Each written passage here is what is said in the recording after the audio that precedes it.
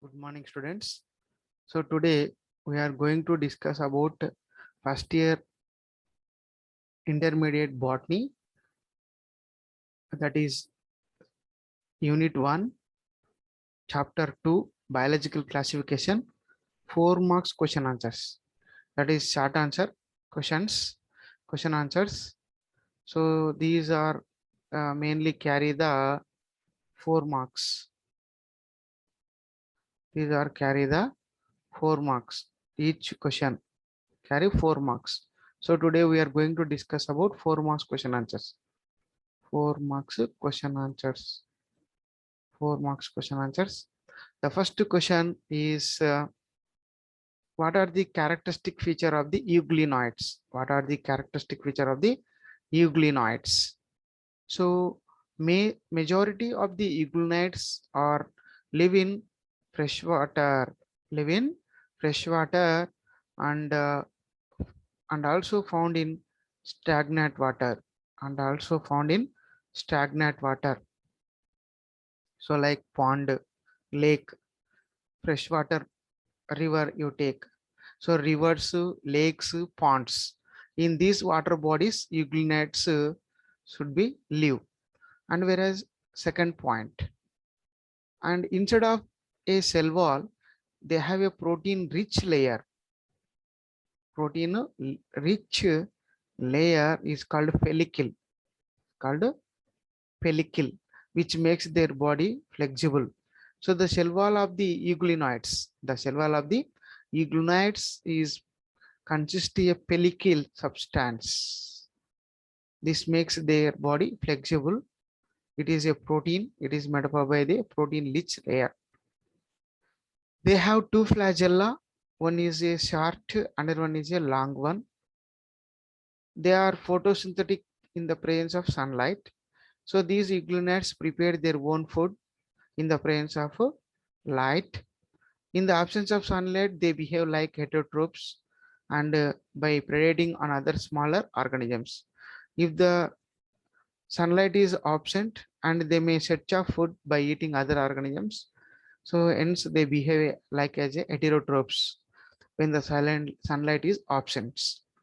So the mainly in euglenids, the pigments are identical to those present in higher plants.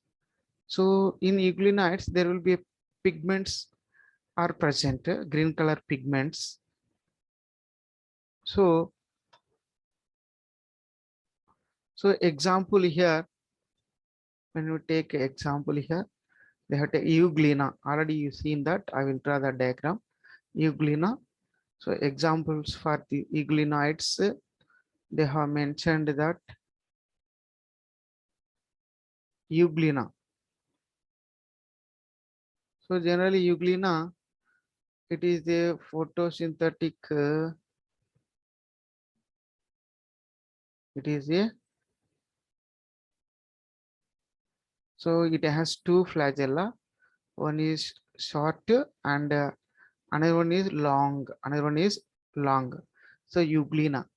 It has a pellicle protein rich layer here. The layer outer layer of it is made up of a protein rich layer is called what we pellicle layer is called a pellicle, and because of it is having green color pigments, they can prepare their own food in the presence of sunlight. When the sunlight is absent, they may eat other organisms, predate other organisms, so they are also called heterotrophs. So they exhibit both type of nutrition, autotrophic nutrition and heterotrophic. But autotrophic nutrition is 99%, heterotrophic nutrition is 1%. So example for euglenids is the euglena. So I drawn a picture here. This is you have to keep in your mind. So most important euglenids characteristic feature in annual examination level.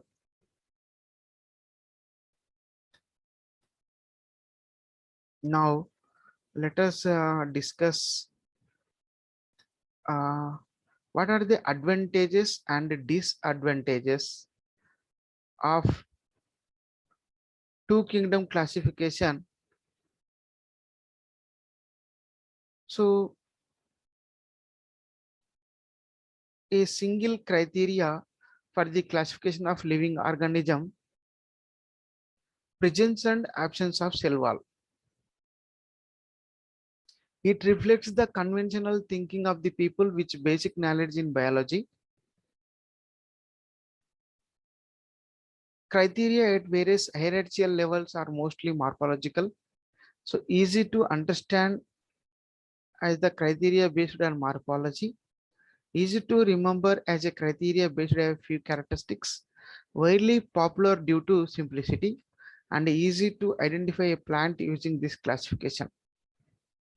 So by the two kingdom classification, so many advantages are there, that is presence and absence of cell wall, and also basic knowledge in biology, and hierarchical levels, that is by taking morphological characteristics, and also morphology, understanding, and remembering, and it is popular due to simplicity and easy to identify plants using this classification. So now when you take disadvantages,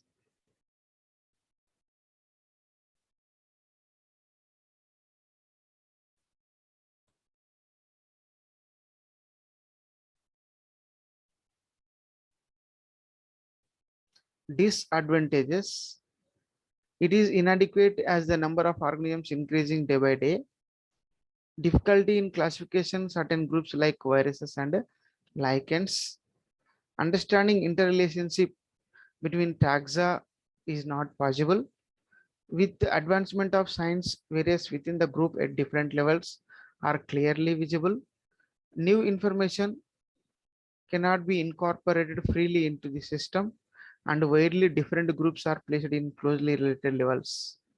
So these are the characteristic features of the two kingdom classification, that is advantages and disadvantages. So now we are going to discussing another important one in examination level. So the above one is maximum, it is not come in examination level, so it is not most important. But now what I'm explaining, the third question is most important in examination level, and first one already I explained you, and now third one I'm going to explain. So the third one is the most important in examination level. So the third question is give silent features and importance of chrysophytes. So chrysophytes are generally, as we discussed in 2 marks questions, they have two types of chrysophytes, diatoms and desmids, DD or D square. Chrysophytes includes diatoms, golden algae, nothing but desmids. So here you can see that picture they given, centrales, pinnales. So these are the centrales diatoms, centrales, and these are pinnales. So round ga ఉంటేనేమో దాని వాటిని centrales diatoms అంటాము. So diatoms మనం general గా రెండు విధాలుగా చెప్పుకోవచ్చు. ఒకటేమో centrioles, రెండోదేమో pinnales. Centrioles అంటే they are in circle, pinnales means they like a soap box. These two types of diatoms we can see, and these are present in the chrysophytes. And second point is they are found in freshwater as well as marine environments. Chrysophytes are found in freshwater as well as in marine water.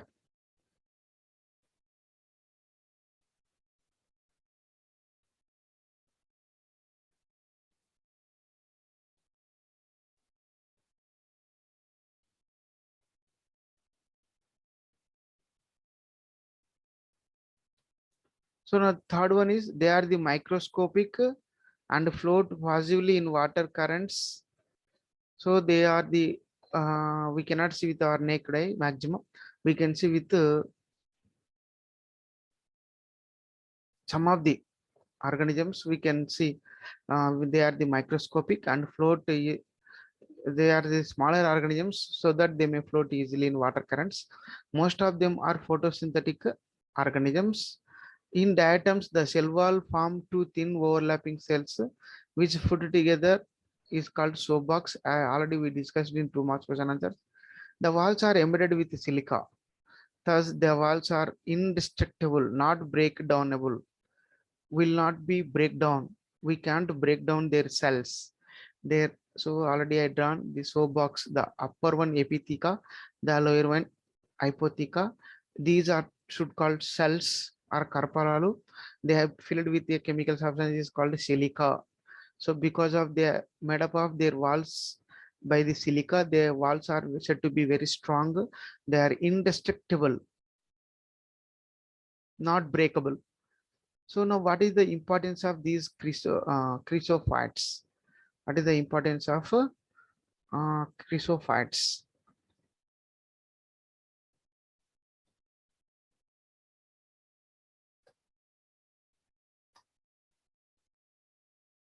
So what is the importance of chrysophytes? The first point is diatoms leave behind large amount of cell wall deposits in their habitat. This accumulation over billions of years is referred as diatomaceous earth. So దీని meaning ఏంటిది అంటే చనిపోయిన తర్వాత వాటి యొక్క cell walls అన్ని కూడా ఆ యొక్క బాటంలో ఫ్రెష్ వాటర్ హ్యాబిటాట్స్ లోపల అడుగు భాగంలో ఒకదాని మీద ఒకటి చేరుకుంటాయి. సో ఈ విధంగా కుప్పలు కుప్పలుగా చేరుకుంటాయి అన్నమాట. సో కాబట్టి అలా కుప్పనే ఈ డయాటమ్స్ చనిపోయినటువంటి డయాటమ్స్ ద్వారా ఏర్పడినటువంటి ఆ యొక్క హిప్ ఆ యొక్క అంటే అక్యుములేషన్నే ఏమంటామంటే డయాటమేసియస్ ఎర్త్ అని కూడా అంటాం. అదేవిధంగా these being gritty this soil is used in polishing. ఈ డయాటమ్స్ ని ముఖ్యంగా పాలిసింగ్ లో ఉపయోగిస్తారు. అదేవిధంగా ఫిల్టరేషన్ లో ఉపయోగిస్తారు. ఆయిల్ ఫిల్టరేషన్ మరియు సిరప్స్ ఫిల్టరేషన్ లో ఉపయోగిస్తారు. So diatoms are the chief producers in the oceans.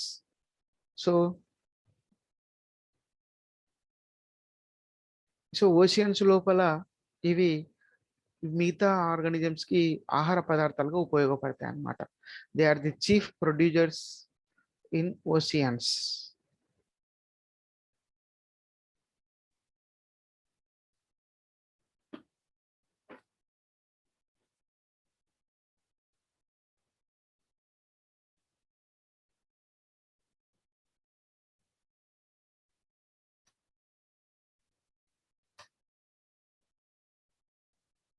Now let us take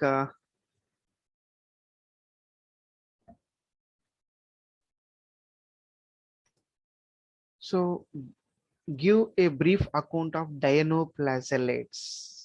Dinoflagellates. So here there is a picture is there, dinoflagellates, and we have this picture. So now let us discuss about 1.1 about dinoflagellates.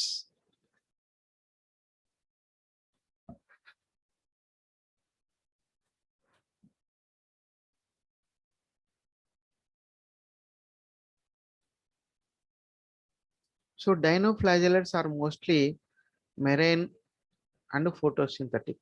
Marine and photosynthetic అంటే ఈ డైనోఫ్లాజెల్లు ముఖ్యంగా marine అంటే సముద్రాలలో నివసిస్తుంటాయి మరియు స్వతహాగా వాటి ఆహారాన్ని అవి తయారు చేసుకుంటాయి. They are the photosynthetic.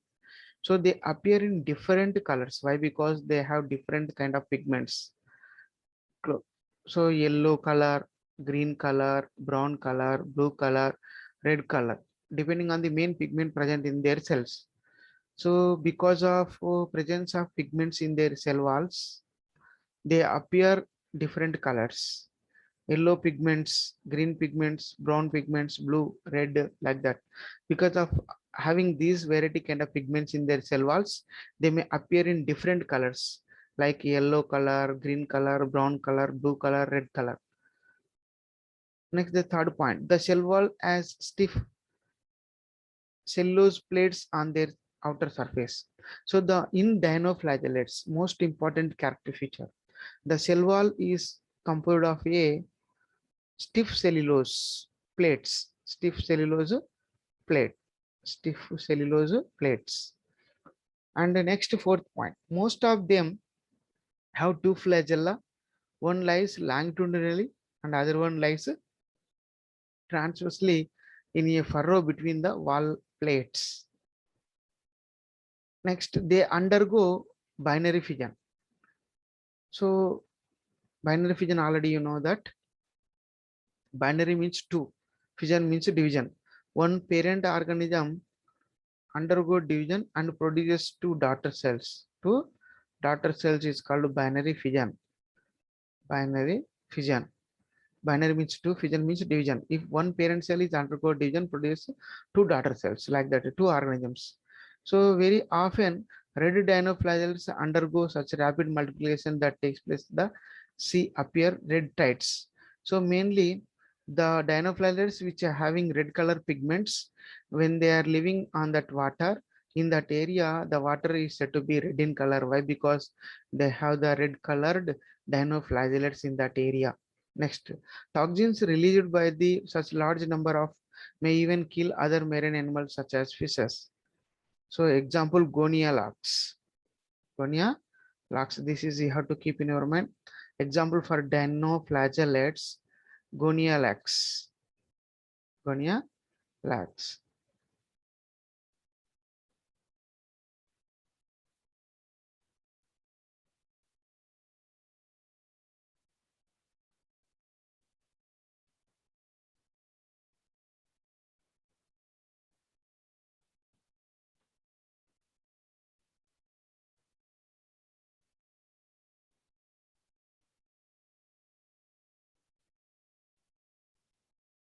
So now, most important one, write the role of fungi in our daily life.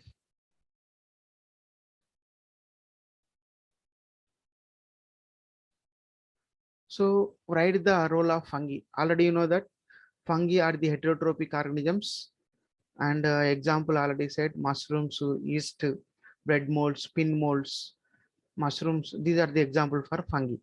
But fungi, unlike they're causing harmful effects, and maximum they are also helpful to us in our daily life, in kitchen way, in other ways also. So here mainly many of the fungi is used as a food material. So some of the mushrooms, edible mushrooms, edible mushrooms they have taken for eating. Example, Agaricus fluorotus, Valvoriella volvaceae.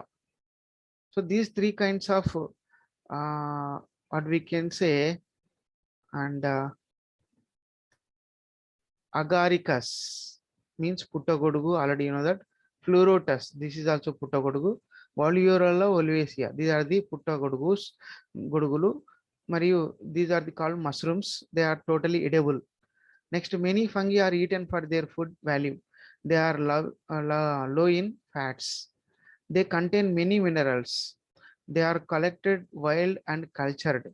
Agaricus or white button mushrooms are must sought after mushrooms. Agaricus species mainly we should taken as a food materials.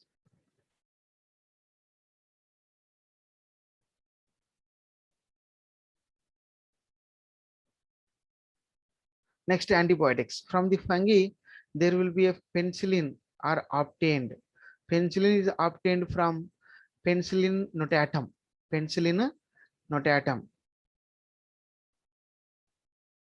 which is obtained from a fungi, which belongs to a class fungi, Ascomycetes. This is the first antibiotic which was discovered by the Alexander Fleming. Fleming, he penicillium antibiotic prepared, and brewing industries means alcohol industries. In manufacturing alcohol beverages like beer, whiskey, yeast are used in the fermentation process.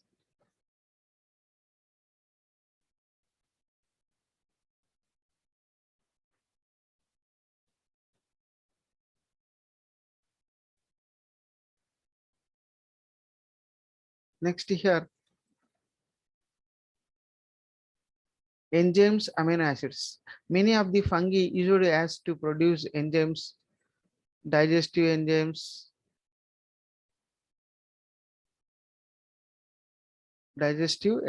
and in pharmaceutical industry also they use it as a ingredient for the production of amino acids and enzymes. Biodegradation. So dead plants and animals are degraded by the many soil fungi helps in the mineralization of the organic matter. This is the most important about fungi importance. Fungi should play major role when they are working on dead plant and animals and human being. Whatever nutrients present in those dead bodies are added to the soil. So that is called mineralization. Adding of minerals to the soil by the fungi is called mineralization. Next, pathogen. So many fungi are pathogenic. So previous we studied all are the beneficial aspects of the fungi.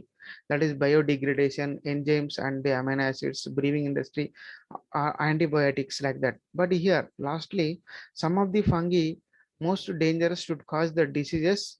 For example, Vaccinia gramineae, it cause rust disease in wheat. కుంకుమ తెగుళ్ళని కలగజేస్తాయి.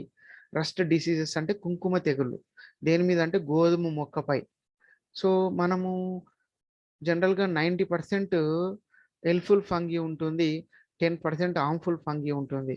ఈ 10% harmful fungi ఇక్కడ మనం తీసుకుంటే human బీయింగ్కి జనరల్గా wheat ప్లాంట్కి ఏ డిసీజ్ని కలగజేస్తుంది, rust అనేటువంటి అంటే కుంకుమ తెగులు అనేటువంటి వ్యాధిని కలగజేస్తుంది. ఏది అంటే ఈ యొక్క fungi. So this is you have to keep in your mind. These are the 4 marks question answers most important in examination level, from which 4 marks guarantee will come in examination level.